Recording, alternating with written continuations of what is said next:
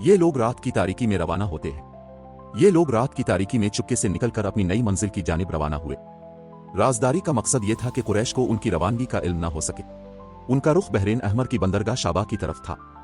खुशकिस्मती से वहां 2 तिजारती कश्तियां मौजूद थीं, जिन्होंने उन्हें अपने दामन आफियत में लेकर समंदर पार हबशा पहुंचा दिया। कुरैश को कुछ देर बाद उनकी रवानगी की खबर हुई। उन्होंने उनका ताकुब किया और साहिल तक भी पहुंचे, मगर साहब कराम इस वक्त तक रवाना हो चुके थे, लिहाजा वो नाकाम वापस लौट आए। उधर मुसलमान हबशा पहुंचकर बड़े इत्मीनान और सुकून से रहने लगे। इसी साल मान रमजान में एक वाकया पेश आया कि रसूल अल्लाह एक मर्तबा मस्जिद हराम तशरीफ ले गए। वहां कुरैश का बहुत बड़ा मजमा मौजूद था, जिसमें उनके सरदार और बड़े बड़े लोग जमा थे। आप अचानक खड़े हुए और सूरा नजम की तिलावत शुरू फरमा दी।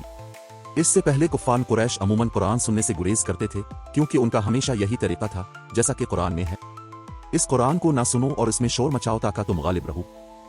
लेकिन जब रसूल अल्लाह ने अचानक सूरा नजम की तिलावत शुरू फरमाई और उनके कानों में कलाम इलाही की बेमिसाल रानाई, दिलकशी और अजमत से भरपूर आवाज पहुंची, तो वो सब दम बखुद हो गए। सब खामोशी से सुनते रहे और किसी के दिल में कोई दूसरा ख्याल न आया। यहां तक कि जब अपने सूरा के आखिर में दिलों को हिला देने वाली आयत की तिलावत फरमाई और अल्लाह ताला का यह हुक्म सुनाया, बस अल्लाह ही के लिए सजदा करो और उसी की इबादत करो, और उसके साथ ही सद्दा फरमाया, तो किसी को अपने आप पर काबू न रहा और सब के सब सजदे में गिर पड़े।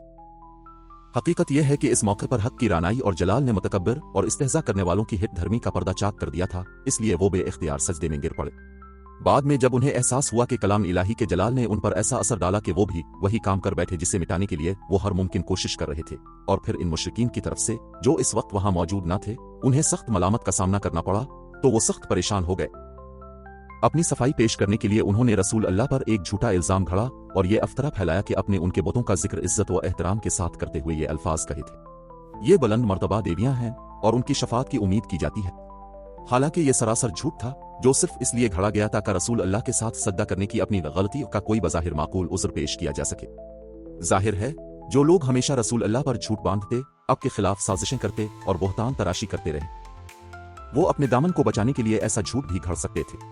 बहरहाल, मुशरिकीन के सजदा करने के इस वाक़ये की खबर हबशा में मौजूद मुहाजिरीन तक भी पहुंची, लेकिन अपनी असल सूरत में नहीं, बल्कि ये इत्तिला पहुंची कि कुरैश मुसलमान हो गए। चुनांचे उन्होंने मान शवाल में मक्का वापस आने का इरादा किया, लेकिन जब वो मक्का से एक दिन से भी कम फासले पर पहुंचे तो उन्हें हक़्क़न हाल मालूम हुई। इसके बाद कुछ लोग दोबारा हबशा वापस चले गए, जबकि कुछ लोग छपकर कुरैश के किसी बासर शख्स की पनाह लेकर मक्का में दाखिल हुए।